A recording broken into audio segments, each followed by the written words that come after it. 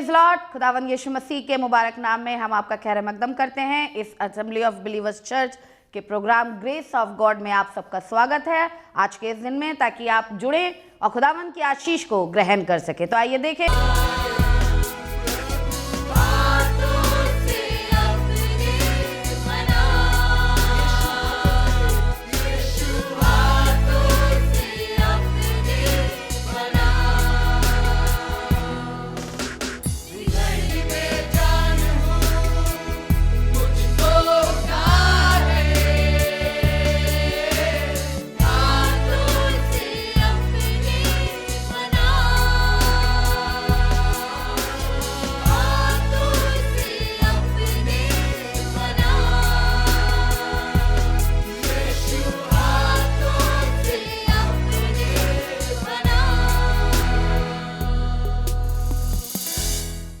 Praise the Lord. एक बार फिर खुदावन के मुबारक और जलाली और कुद्दूस नाम को हम आपके सामने रखते हैं और उस नाम के अंदर आपको सलाम देते हैं और चाहते हैं हमारा सलाम आपको कबूल हो। हमारी सारी कलीसियाँ हैं, हमारे सारे ख़ानदान की तरफ से, मेरी अपनी तरफ से आपको खुदा बाप बहुत बरकत दे और खुदा का नाम आपकी ज़िंदगी से जलाल पाए। और खुदा बाप बहुत अच्छा है जो मेरे और आपसे प्यार करता है, मेरे आपकी ज़िंदगी को संभालता है और हम सब मिलकर यही चाह रहे हैं खुदा के नाम को महिमा मिले, खुदावन का नाम ऊंचाई का दर्जा हासिल करे। आज आपके लिए एक आयत लेकर आए जिससे आपको बरकत मिलेगी। तो उर्दू में पढ़िएगा ज़बूर 91 और उसकी 14, 15, 16 आयत पढ़िएगा। वहाँ पे लिखा चूँकि इसने मुझसे दिल लगाया है। देखिए 14वीं आयत में ऐसा लिखा, पढ़ें। चूंकि उसने मुझसे दिल लगाया, चूँकि उसने मुझसे दिल लगाया है इसलिए मैं उसे छुड़ाऊंगा। नंबर 1, जब आप हल्की मुठ पे हाथ रख के पीछे पलट के नहीं देखेंगे तो यह होता दिल लगाना। चूँकि उसने मुझसे दिल लगाया है। बारिश हो रही तो भी हल्की मुठ पे हाथ रखा हुआ है, बहुत तेज गर्मी पड़ रही तो भी हल को चला रहा है। चूंकि इसने मुझसे दिल लगाया है इसलिए मैं इसे नंबर 1, खुदा बाप हमें किसी भी बंधन से छुड़ाने को तैयार है। हमारे माँ बाप, हमारे अजीज, वो हमें शैतान के हाथ से नहीं छुड़ा सकते, लेकिन वो हमें छुड़ा नहीं सकते। तो यही खुदा बाप मेरे और आपको बताना चाहता है कि उसने मुझसे दिल लगाया है। नंबर 1, मैं उसे छुड़ाऊंगा। नंबर 2, मैं उसे सरफराज करूंगा। सिर्फ छुड़ाऊंगा ही नहीं, मैं उसको सरफराज माने बढ़ाता जाऊंगा, उसकी तरक्की करूंगा। लोग उसकी कामयाबी को देख के खुश होंगे। पहला चीज छुड़ाएगा, दूसरा सरफराज करेगा, तीसरी चीज वो मुझे पुकारेगा, हाँ, और मैं उसे जवाब दूंगा। देखा आज दुनिया में यही तो है। लोग कह रहे हैं हम इतने दिनों से दुआ कर रहे हैं, इतने महीनों से, इतने सालों से, लेकिन खुदा हमारी सुन नहीं रहा। लेकिन बाइबल लिखा है अगर हम खुदा से मुंह नहीं फेरेंगे, खुदा की तरफ दिल लगाए रहेंगे, अपना दिल खुदा को दे देंगे, तो वो मुझे पुकारेगा, मैं उसकी सुनूंगा। चौथी चीज, मैं मुसीबत में उसके साथ रहूंगा। यही तो हम चाहते हैं। जब हम मुसीबतों में होते हैं हमारा रुपया भी हमारा साथ छोड़ कर चले जाता है, हमारे रिश्तेदार भी हमारा साथ छोड़ के चले जाते हैं, हमारे अपने हमसे धोखा दे देते हैं। लेकिन बाइबल बताती है जब आप अपना दिल खुदा को देंगे, खुदा की तरफ से अपना मुंह नहीं फेरेंगे, तो मुसीबत में वो आपके साथ बना रहेगा। मैं उसे छुड़ाऊंगा, हाँ, और इज्जत बख्शूंगा। नंबर 5, मैं उसको छुड़ाऊंगा। छुड़ा तो लिया था, लेकिन अब कह रहा अब मैं उसको इज्जत बख्शूंगा। जब आपके खानदान वाले, आपके अजीज लोग जो आपसे जुड़े हैं, आपको किसी चोरी के मामले में या किसी गलत काम में छुड़ा तो लाते हैं, लेकिन वक्त पर आकर आपको बदनामी करते हैं, आपको इज्जत नहीं देते हैं। गले की चाबी देते हुए भी मन धक धक करता है। लेकिन बाइबल में लिखा है खुदा सिर्फ छुड़ाएगा नहीं, हमें इज्जत बख्शेगा। आगे, मैं उसे उम्र की दराजगी से आसूदा करूंगा। छठी बात है कि मैं उसे लंबी उम्र दूंगा। जब आप हल्की मुठ पर हाथ रख के पीछे पलट कर ही देखेंगे तो खुदा कलाम बता रहा है मैं उसे उम्र की दराजगी से आसूदा करूंगा। आसूदा माने आप you will be satisfy in your age, कि नहीं खुदा बाप ने कहा मैंने इंसान की उम्र 120 साल ठहराई है और आप देखेंगे। लेकिन शर्त एक है, आप खुदा की तरफ से अपना दिल नहीं फेरेंगे, आपका दिल बरगश्ता ना हो, आपका मन ना फिर जाए। आखिरी चीज, हाँ, और अपनी नजात उसे दिखाऊंगा। यही तुम चाहते हैं और यीशु मसीह नजात यूं ही देना चाहता है अगर हम उससे मन नहीं फिराएंगे, अगर हम अपने हाथ को हल्की मुठ पे हाथ रखकर पीछे पलट के नहीं देखेंगे तो वो उसको अपनी निजात दिखाएगा। हालेलुया। हम सिर्फ अपने आप को खुदा के हाथों में सौंपें, खुदावन हमारी मदद करना चाहता है। आगे थोड़ा सा आगे चले, मत्ती रसूल की इंजील 24वां बाब और उसकी 12वीं आयत में कुछ ऐसे लिखा है। मुकद्दस मत्ती रसूल की इंजील उसका 24वां बाब 12वीं आयत में खुदा के बंदे ने खुदा की हिदायत पाके ऐसा लिखा, और बेदीनी के बढ़ जाने से, और लिखा बेदीनी के बढ़ जाने, आधर्म हिंदी में लिखा है आधर्म के बढ़ने से बहुतों का प्रेम क्या हो जाएगा? खुदा की तरफ से ठंडा हो जाएगा। तभी बाइबल में लिखा है, मुझे तुझसे एक शिकायत है कि तूने पहली जैसी मोहब्बत छोड़ दी है। अंत के दिनों में लोग यही करेंगे, जैसे वो खुदा के लिए खर्च होते थे, जैसे वो खुदा के लिए भागते थे, अब उनकी मोहब्बत ठंडी पड़ जाएगी। पहले आगे बढ़ बढ़कर खुदा के लिए खर्च होना चाहते थे, अब वक्त के साथ साथ उनका जोश खत्म होता जा रहा है। आप खुदा के लिए वैसे बने रहिए जैसे पहले दिन आए थे, उछलते कूदते नाचते गाते। मैं खुदा का शुक्र करता हूँ, मैं 15 नवंबर 1986 में खुदा के पास आया, आज तक मेरे अंदर वही जोश बना हुआ है। आज तक मैं वही काम करता हूँ जो उस आज से मैं 30-32 साल पहले करता था। तब मेरी उम्र 38 साल भी नहीं थी, 36 साल थी, 34 साल थी। आज मैं 68 साल का हूँ। वही खुदा के लिए खर्च होना। बेदीनी, जब बेदीनी बढ़ती है अधर्म बढ़ता है। अधर्म क्या?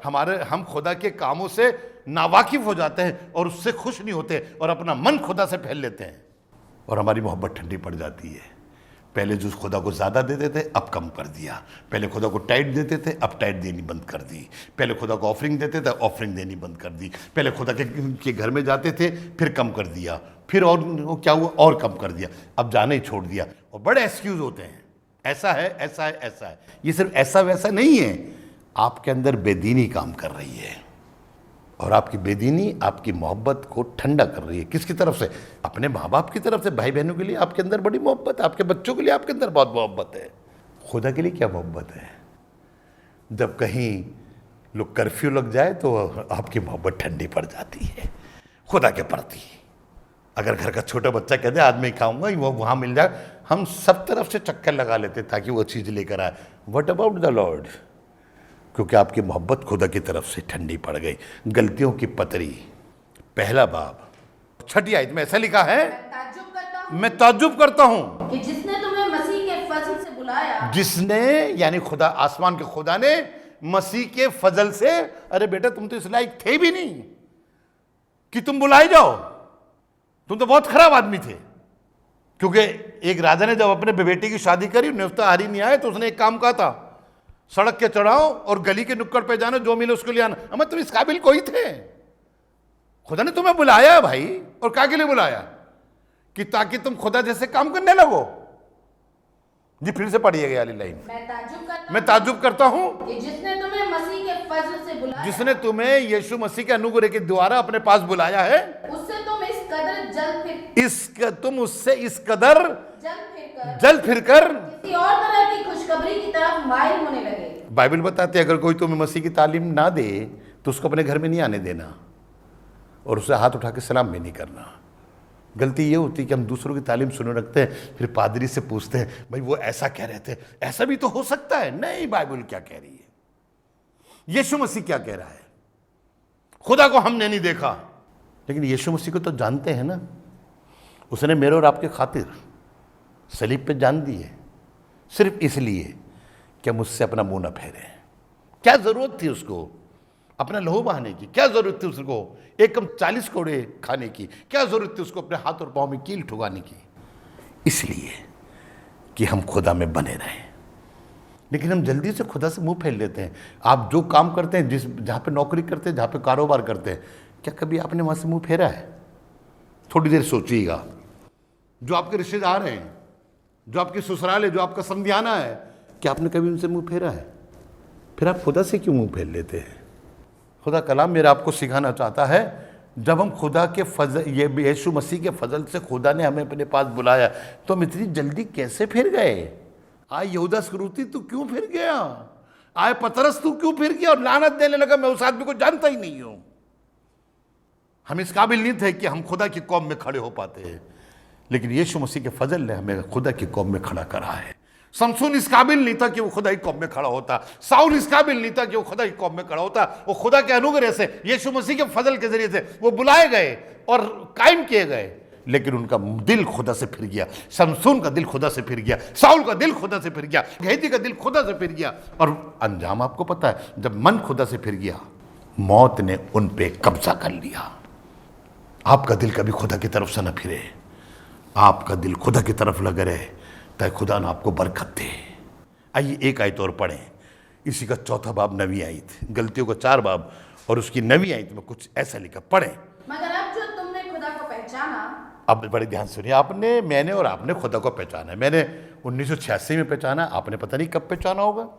अब जो हमने खुदा को पहचाना, भाई पहचाना ना, मैं आपसे बात कर रहा हूं, पहचाना ना आपने खुदा को। हाँ हमारा खुदा है, आप 10 के सामने बोलते हैं हमारा खुदा है।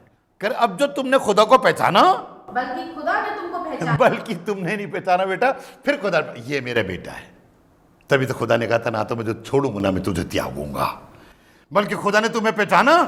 तो उन ज़ईफ और निकम्मी इब्तिदाई बातों की, उन ज़ईफ, मालूम जो लोग किसे ज़ईफ कहते हैं, जब उम्र में बढ़ते चले जाते हैं, 60 साल के बाद, 70 साल के बाद लोग कहते हैं ये ज़ईफ हो गया। तो तुम उस ज़ईफ और निकम्मी इब्तिदाई बातों की तरह किस तरह फिर रुजू लाते, फिर कैसी तरफ तुम, यानी रुजू लाना, उसकी तरफ फिर जाना, रुजू लाते हो, जिनकी दोबारा गुलामी करना चाहते हो, जिसकी तुम दोबारा गुलामी, मालूम है उन्होंने खुदा को जाना। ओह पहाड़ पे आवाज आ रही है, पहाड़ हिल रहा है, धुआं निकल रहा है, आग उठ रही है, और मूसा से खुदा बात कर रहा है, खुदा को जाना। लेकिन फिर भी मालूम क्या करने लगे, सोने का बछड़ा बनवाकर उसके सामने नाचने लगे। ये ज़ईफ और निकम्मी आदतें फिर उनके जहन में कैसे आ गई, और उनका ये काम करना, खुदा की तरफ से फिर जाना। जिन लोगों ने नाचा गाया, लड़कियां लड़के, जैसे आज की लैंग्वेज में कहते हैं, जहाँ पे डीजे वो ही बज रहा होता डीजे, वहाँ पर वो ही आलम था। आसमान पे खुदा ने मूसा से कहा, जा तू अपने लोगों को देख वो क्या कर रहे हैं। मूसा को देख के गुस्सा आया। मूसा को अपने लोगों से ये उम्मीद नहीं थी। मूसा खुदा का बंदा, या यूँ कहिए एक पादरी को अपनी कलीसिया को गलत काम देखते हुए कभी भी अच्छा नहीं लगता। और उसने गुस्से में आके वो जो पत्थर की वो थी तख्तियाँ उठा के फेंक दी, टूट गई वो। हम क्यों फिर जाते हैं किन चीज़ों में? मूसा 40 दिन नहीं दिखा, हम परेशान हो गए? नहीं, खुदा के साथ खड़े रहे। ज़ईफ और निकम्मी बातें आपके ध्यान में दोबारा ना आए, जिनको तुमने त्याग दिया, क्योंकि लिखा है अब जितने मसीह यीशु में हैं वो एक नई मखलूक, आपको नई मखलूक बनना है। अगर आप खुदा से बरगिस्ता नहीं होंगे तो लिखा अब जितने मसीह में हैं उन पर सज़ा का हुक्म नहीं है। अगर आप चाहते हैं आप पर सज़ा का हुक्म ना हो तो ये गंदी बातें, ये ज़ईफ बातें, ये निकम्मी बातें आपके जहन में कभी ना आए। नहीं तो खुदा, लिखा ना, मैं तो अपने बिस्तरे पे थी, उसने दरवाज़ा खटखटाया तो मैं कहने लगी मैं अपने पाँव धो चुकी हूँ, अब मैं कैसे उतरूँ। या दूसरी जगह लिखा है मैंने अपने बिछौने पर अपने प्रेमी को ढूंढा लेकिन मुझे वो नहीं मिला। लेकिन जब मैं दरवाज़ा खोलने लगी तब तक वो छोड़कर जा चुका था। हम ज़ईफ और निकम्मी बातों में ना लगे रहें बल्कि खुदावन की बातों में लगे ताकि खुदावन हमको बरकत दे। एक आयत और पढ़िएगा, इब्रानी की किताब उसका 10वां बाब और उसकी 38वीं आयत को पढ़िएगा। और मेरा राजबाज बंदा, और बड़ा ध्यान सुनिएगा, और मेरा राजबाज बंदा ईमान से जीता रहेगा। पौलुस इब्रानी के कलीसिया को लिख रहा है, उसे रोटी की ज़रूरत नहीं है, उसे कपड़ों की ज़रूरत नहीं है, बल्कि वो ईमान से जिंदा रहेगा। लाजर ईमान से जिंदा रहा, जबकि उसकी आरज़ू थी जो टुकड़े रईस की मेज पर से गिरते हैं वो मुझे मिल जाएं, बल्कि कुत्ते भी उसके नासूर चाटते थे। लेकिन कलाम बता है मेरा राजबाज आदमी ईमान से जरूर। कौन राजबाज? जिसका दिल खुदा के दिल से मेल खाता है, जिसका रिलेशन खुदा के साथ जुड़ा होता है, वो जिंदा रहता है। लाजर आसमान पे जिंदा रहा, वो जहन्नुम में डाला गया अमीर आदमी, क्योंकि वो राजबाज नहीं बना। आप राजबाज बनिए और जिंदा रहेंगे ईमान से, और खुदा आपको मेरा राजबाज आदमी ईमान से जिंदा रहेगा। और अगर वो अगर वो हटेगा मेरा दिल उससे खुश।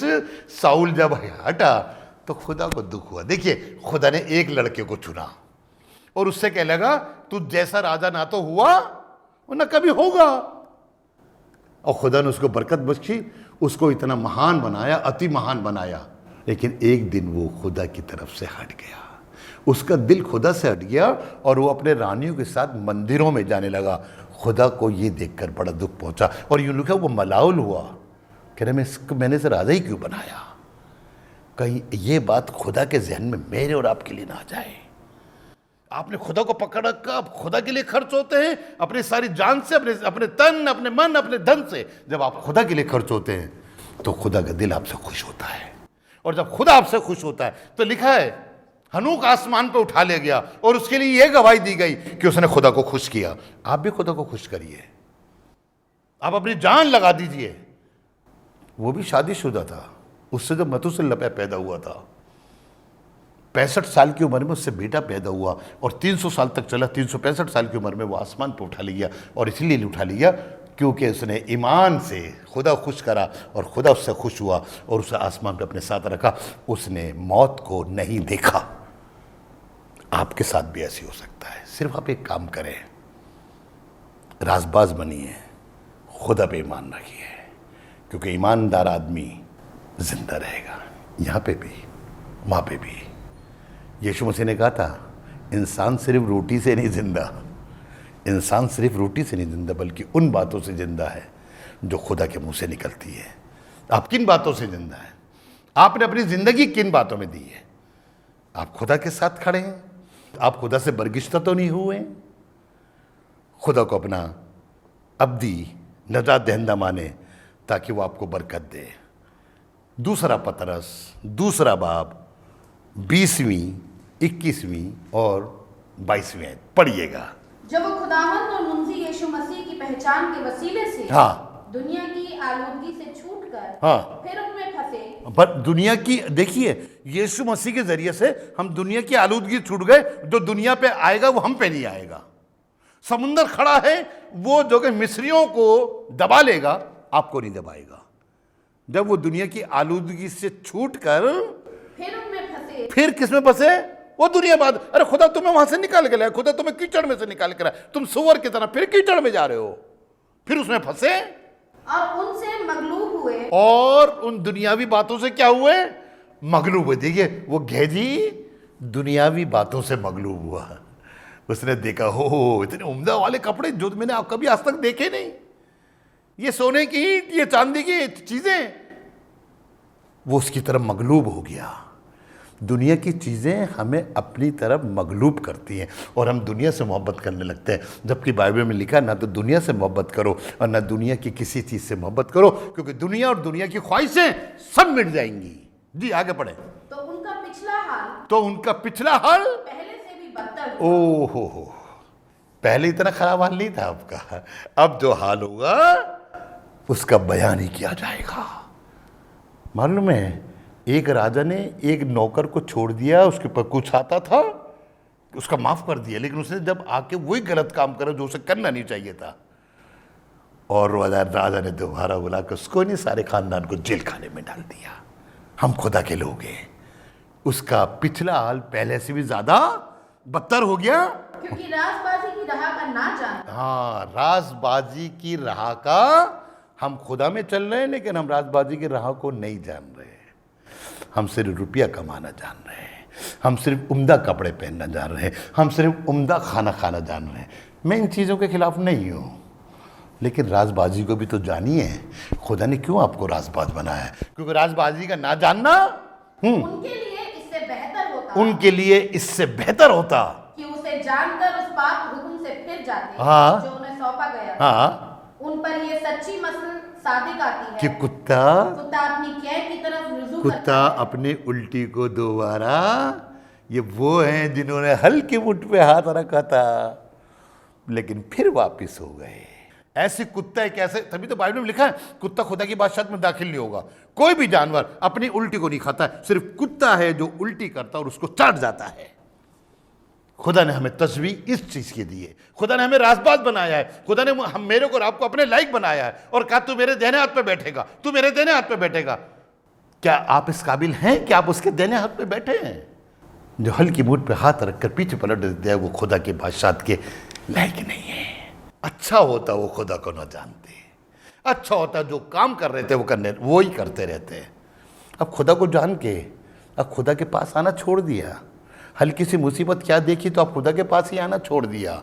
अब उसके बाद आप 10 बातें बताएं, नहीं खुदा को कुछ नहीं अच्छा लगता। आखिरी आयत बताता हूँ, फिर उसके बाद ख़त्म करूँगा और वो आपको मिलेगी फिलिप्पियों की पत्री 3 बाब और उसकी 13वीं आयत में। आए भाइयों, मेरा ये गुमान नहीं कि पकड़ चुका हूं। बड़े ध्यान सुनिएगा, मेरा ये गुमान नहीं है कि मैं यीशु मसीह को निशाने को पकड़ चुका हूं, बल्कि सिर्फ ये, बड़े ध्यान से सुनिए, ये मेरे और आपके लिए है। पौलुस ने अपना तजुर्बा, अपनी कीमती बात मेरे आपको बता रहा है। फिर से पढ़िएगा कि ये मैं बल्कि सिर्फ ये करता हूं कि जो चीजें पीछे रह गई, हालेलुया, कि जो चीजें मैं पीछे छोड़कर आया हूं उनको भूलकर आगे की चीजों की तरफ बढ़ता हूं, निशानों की तरफ दौड़ा हो जाता हूं। आपका निशाना क्या है? अमेरिका, ब्रिटेन, ये आपके निशाने नहीं बने। आपका निशाना बने खुदा की बादशाहत, क्योंकि खुदा ने यीशु मसीह में बादशाहत में ले जाने के लिए आएगा। आपका निशाना ये हो कि मैं एक दिन बादशाहत में जाऊंगा, और जब आप ऐसा करेंगे खुदा बाप बरकत देगा। मैं जो पीछे रह गई मैं उन्हें भूल गया। वो इससे देखिएगा, जब इसराइली मुल्क मिस्र से निकले तो वो अपने पड़ोसियों का सोने के जवाहरात, चांदी के जवाहरात सब ले आए थे और यूं लिखा उनको लूट लिया।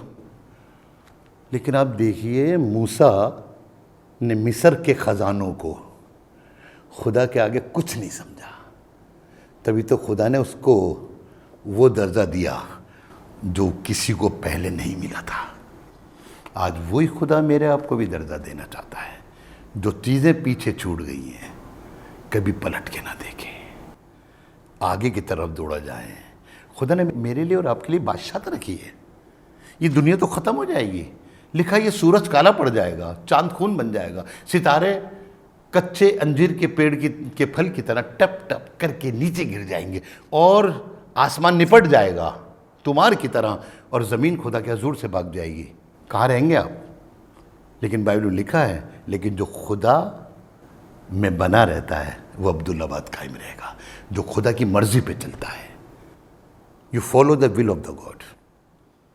अगर आप हमेशा के लिए बना रहना चाहते हैं दुनिया के बाद, देखिए आपका एक दिन जाना, मेरा और आपका एक दिन जाना ज़रूर है। कहाँ जाएंगे फैसला यही करना है। जो पीछे छूट गई उनको ध्यान मत दीजिए, खुदा आपको बहुत बरकत देगा। हालेलुया। आइए मैं आपके लिए दुआ करूं और आज आपको सिखाऊं कि हम जो चीज़ें पीछे छूट गई हैं अब उनकी तरफ पलट के ना देखें। आपको पता है ना, लूत की औरत पीछे पलट के देखा, नमक का खंभा बन गई। नमक का खंभा बनना, उसकी बढ़ती रुक गई, आगे नहीं बढ़ पाई। अगर आप भी पीछे पलट के देखेंगे आपकी बढ़ती रुक जाएगी। अब आप निशाने की तरफ दौड़िए कि मैं यीशु मसीह के साथ उसके तख्त पे बैठूंगा। आइए दुआ करें। खुदा बाप, हम तेरे शुक्रगुजार हैं कि तू हमारा अच्छा खुदा है। तूने आज हम पर रहम कर और हमको एक बार फिर सिखाया कि हम तेरे को पकड़े रहें। जब हम यहाँ से कूच करें तो आसमान पे खुदा का बंदा, खुदा का बेटा यीशु का है, आए मेरे बाप के मुबारक लोगों, तुम उस बादशाहत में शामिल हो जो बनाए आलम से पेशतर तुम्हारे लिए तैयार किया गया है। काश खुदा मैं भी ऐसा हूँ और जितने सुन रहे ये सब भी ऐसे हों और तेरी बादशाहत के अधिकारी बने। बड़ी बरकत दे, जलाल का वसीला बना। यीशु मसीह के नाम से मांगते हैं, आमीन आमीन। खुदा आपको बरकत दे। Praise the Lord. उम्मीद है कि आज आपने ज़रूर बरकत को हासिल किया होगा और खुदावंद ने आपको आशीष दी होगी। हम चाहेंगे कि आप हमसे संपर्क करें। अगर आप किसी भी तरीके की सहायता करना चाहते हैं, दुआएं हैं आपके पास, प्रार्थनाएं हैं, तो ज़रूर आप हमसे संपर्क करें। हमारा पता और हमारे नंबर्स आपके पास पहुंच चुके हैं। आप इनके द्वारा हमसे कांटेक्ट कर सकते हैं ताकि हम दुआओं में और आपके साथ मिलकर खुदावंद की महिमा में आगे बढ़ सके। Praise the Lord. खुदा आप सबको बहुत आशीष दे। हमारा एड्रेस है assembly of believers church, S410 street number 11, school block, Shakarpur, Delhi 110092। और अगर आप हमसे फ़ोन पे कांटेक्ट करना चाहते हैं तो हमारे नंबर हैं 8527158740 और दूसरा नंबर है 9891358387। इसके अलावा 9891152423